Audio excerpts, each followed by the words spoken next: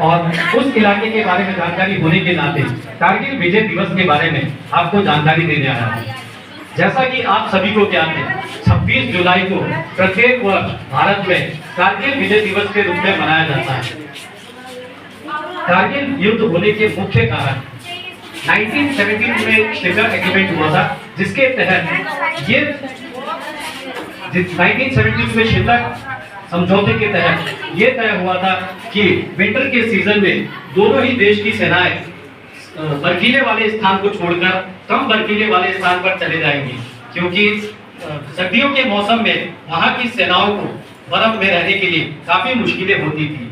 इसीलिए क्योंकि सर्दियों के मामले में द्रास सेक्टर वर्ल्ड में दूसरे और एशिया में प्रथम स्थान पर माना गया है।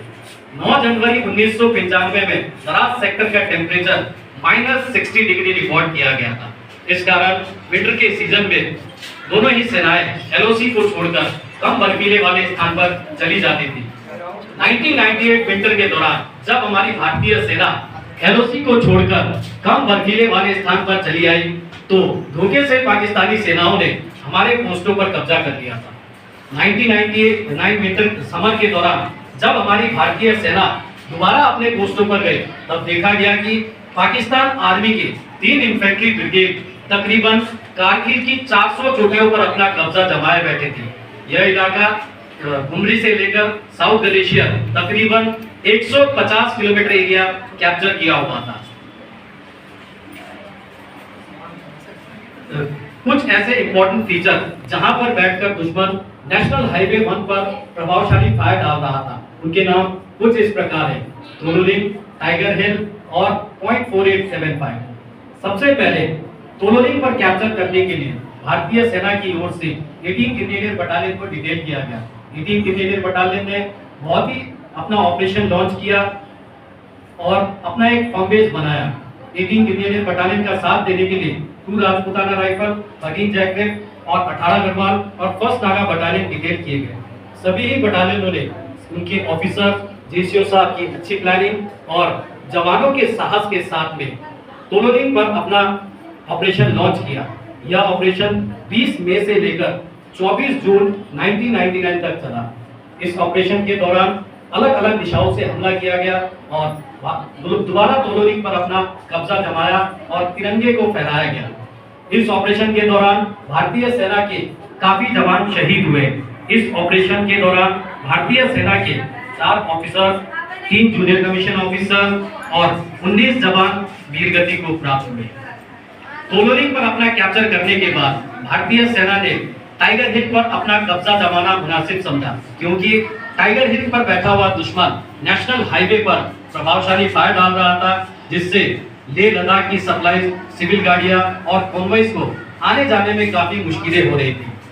टाइगर हिल पर आक्रमण करने के लिए भारतीय सेना की ओर से 18 ग्रेनेडियर और 8 सिख को डिटेल किया गया। दोनों ही बटालियनों ने 3 जुलाई से लेकर 8 जुलाई 1999 तक चले ऑपरेशन के दौरान दोबारा टाइगर हिल पर कब्जा जमाया और तिरंगे को टाइगर हिल पर फहराया। इस ऑपरेशन के दौरान भारतीय सेना के काफी जवान शहीद हुए थे। इस ऑपरेशन के दौरान भारतीय सेना के 2 ऑफिसर और 30 जवान वीरगति को प्राप्त हुए और इसी ऑपरेशन के दौरान ग्रेनेडियर योगेंद्र सिंह यादव की महान बहादुरी और अदम्य साहस को देखते हुए उन्हें परमवीर चक्र से सम्मानित किया गया, जो कि सेना का सर्वोच्च अवार्ड माना जाता है। उन्हीं के party commander lieutenant Balwan Singh को महावीर चक्र से सम्मानित किया गया। टाइगर हिल पर कैप्चर करने के बाद भारतीय सेना ने 4875, जो कि बहुत ही इंपॉर्टेंट फीचर था, उसको कैप्चर करने की जिम्मेवारी 13 जैकरेट, जो जिनकी कैप्टन विक्रम बत्रा महान बहादुरी को देखते हुए उन्हीं की रेजिमेंट को डिटेल किया गया। कैप्टन विक्रम बत्रा के कमान में उनकी बटालियन ने 4 जुलाई से लेकर 10 जुलाई तक चले ऑपरेशन के दौरान दोबारा .4875 पर अपना कैप्चर जमाया और कैप्टन विक्रम बत्रा साहब परमवीर चक्र वहां पे वीरगति को प्राप्त हुए। इसी ऑपरेशन के दौरान उन्हीं की रेजिमेंट के राइफलमैन योगेंद्र सिंह यादव, जिनको परमवीर चक्र से सम्मानित किया गया, और कैप्टन विक्रम बत्रा परमवीर चक्र, उन्हें भी परमवीर चक्र से सम्मानित किया गया।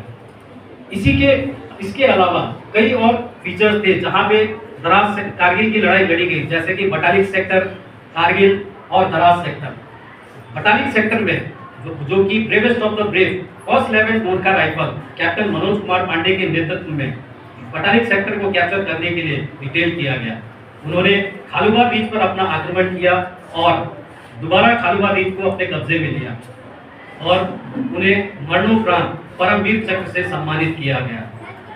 इन शहीदों के जिन शहीदों के नाम जिन्होंने कारगिल युद्ध के दौरान अपने प्राणों की आहुति दी है, उन सभी के नाम कारगिल वॉर मेमोरियल की दीवार पर सुनहरे अक्षरों से दर्ज किए गए हैं।